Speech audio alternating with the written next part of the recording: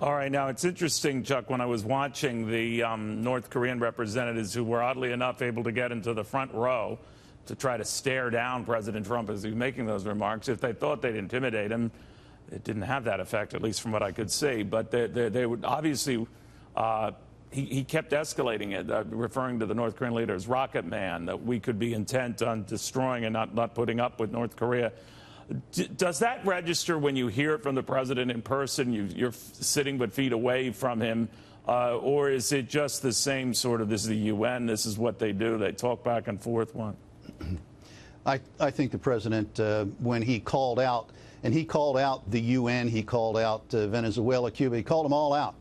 And it was very blunt language. It was very direct language. And, yeah, there was probably a lot of pearl clutching going on in the audience.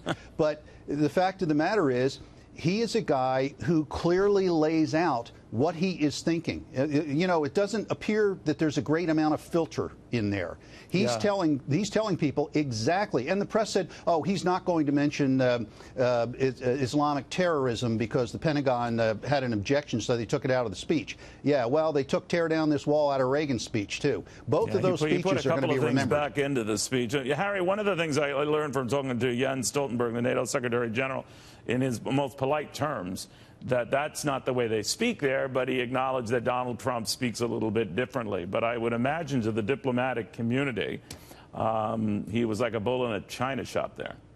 Well, Neil, this isn't the diplomatic community's president. The president is not Barack Obama. He's not George W. Bush. He's not Bill Clinton. Keep in mind, he's not a politician. His world is the rough and tumble streets of New York City, where he basically rose from a modern-sized fortune and built his way up to the top. He didn't get there by stroking egos or just being a normal person. He speaks with bravado. He speaks differently. That's why the American people elected him. He speaks in a very different language, and he's trying to speak to not only the American people, but to the entire world what his America First agenda means. And that's very different than what President Obama laid out, who won a Nobel Prize essentially by just being different than George W. Bush. Well, you know, there is something a little bit of ways that there is sort of a decorum that's expected, I guess, at the United Nations. For example, even when it comes to Iranian deals, Captain, one of the things I noticed is that flawed as it might be, problem-riddled as it might be,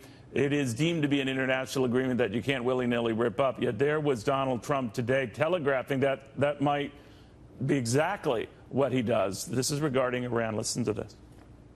The Iran deal was one of the worst and most one-sided transactions the United States has ever entered into. Frankly, that deal is an embarrassment to the United States, and I don't think you've heard the last of it, believe me. It is time for the entire world to join us in demanding that Iran's government end its pursuit of death and destruction.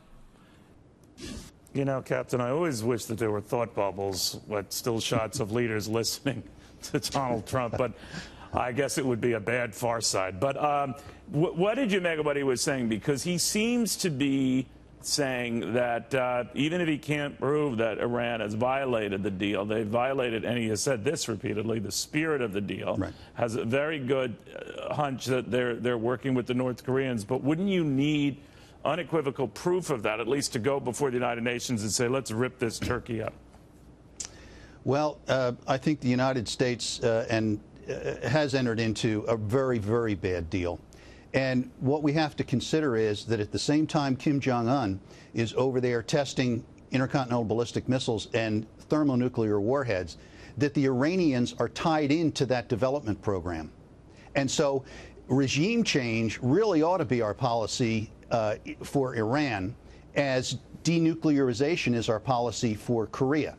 And once you put those things on the table, then you start getting the machinery, you start turning the knobs and the gears and getting the United States to move in that direction, and you try to draw the rest of the world in it. You've got two rogue regimes that are about to have nuclear weapons deliverable against any enemy they choose.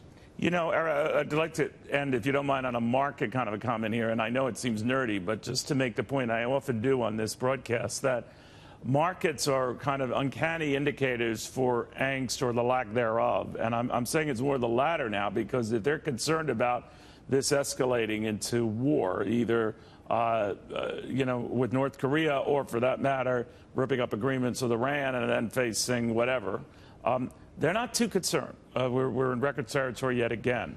Are they just willy-nilly ignoring the real risks here, or are they right? What do you think? Harry? Sorry, Neil. No, it's okay. I think really that the markets should be concerned. I mean, this is something, Neil, I've studied over and over again, and especially when it comes to North Korea, it isn't the North Koreans are going to attack us. It's the accidental launching of a missile that loses its telemetry and maybe crash lands in Seoul or Japan. Something like that could spark a war. So I think that the markets need to bake in the idea of a possible accidental sort of situation. I think that's the greatest fear here that I really stay up at night worrying about. And I think that's what we need to be concerned about. All right, Captain. Apparently, the North Korean delegation, I'm told, walked out right before the president used that stark warning about totally destroying North Korea, but not before the Rocket Man comment and all of that. But what did you make of that? Obviously, they get the advanced text, as does every member there listening. They probably saw that and said, all right, why don't we get out? What did you think? Well, it's symbolic, just like many of the things that the Kim regime has been doing.